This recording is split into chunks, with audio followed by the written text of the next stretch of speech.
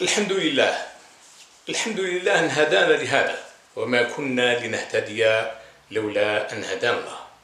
وصل اللهم وسلم على سيدنا وحبيبنا محمد أزكى الصلاة والتسليم، وعلى آله وأصحابه أجمعين. أحبابي في الله، أينما كنتم سلام الله عليكم ورحمة الله وبركاته.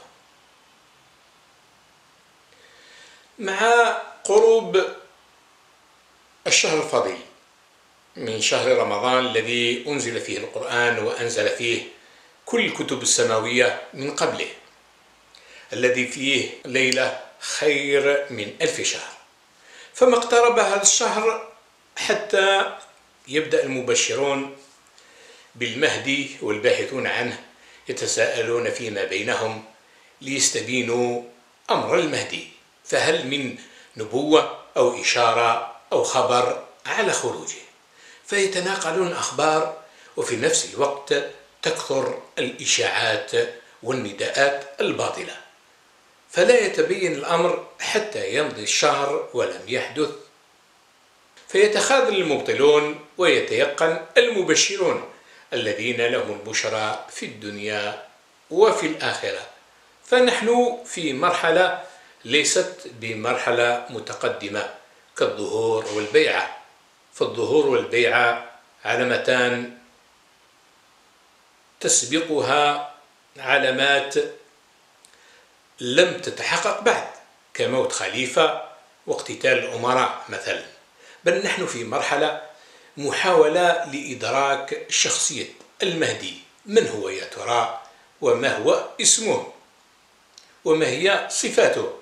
فهناك محاولات كثيرة للوصول إلى شخصية المهدي من طرف الرائين وأصحاب قنوات، لكن لم يفلحوا إلى هذا الحين الذي نبث فيه هذا الفيديو، في حين أن المبشرات توحي إلينا أنه على مقربة من معرفة هذه الشخصية، وتواترت الرؤى في ذلك.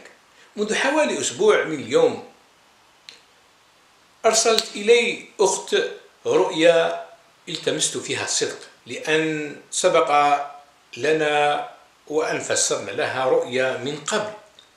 تقول بلهجة قومها: شفت أنه بكرة أول يوم رمضان، وكان في ذهني أن المهدي سيخرج أول يوم رمضان، وبالفعل تحول اليوم لأول يوم رمضان، والمهدي بقى يزور الناس في بيوتها واحد واحد، وكنت بستنى دوري ليجيني، وفي الأثناء كنت بكمل تحضير حلوى تمر، لأن أمي بدتها وراحت ما أعرف وين وما كملتها، وانتهت الرؤيا.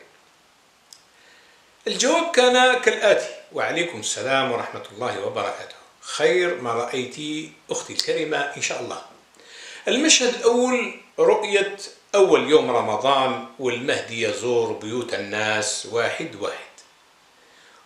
رؤية اليوم الأول من رمضان كأنه صائم والناس كذلك صيام، سيأتيه البيان والتحقيق بعد الشك والريب، أي أن الرأي سيتأكد من أمر كان يشك فيه.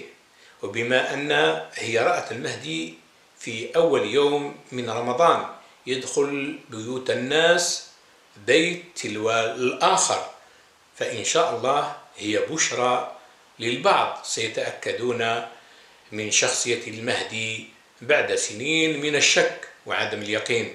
يدخل بيوتهم، وذلك عن طريق النت ووسائل التواصل الاجتماعي طبعا، وسيتأكدون من شخصه واسمه وصفاته، والله أعلم.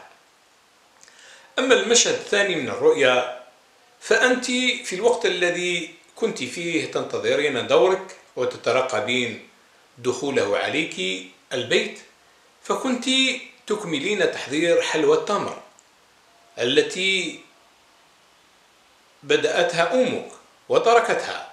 فهذا المشهد خاص بالرأية، فحلوة التمر هو مال وفير وميراث سترثينه من أمك أو من جهة أمك في أول أيام هذا الشهر الفضيل إن شاء الله تعالى، تكريما لك من الله حق ما أديت واجب الإخبار بهذه الرؤيا المبشرة التي تهم المسلمين جميعا. انتهى تفسير الرؤيا، وفي انتظار رؤى جديدة استودعكم الله، والسلام عليكم ورحمة الله وبركاته.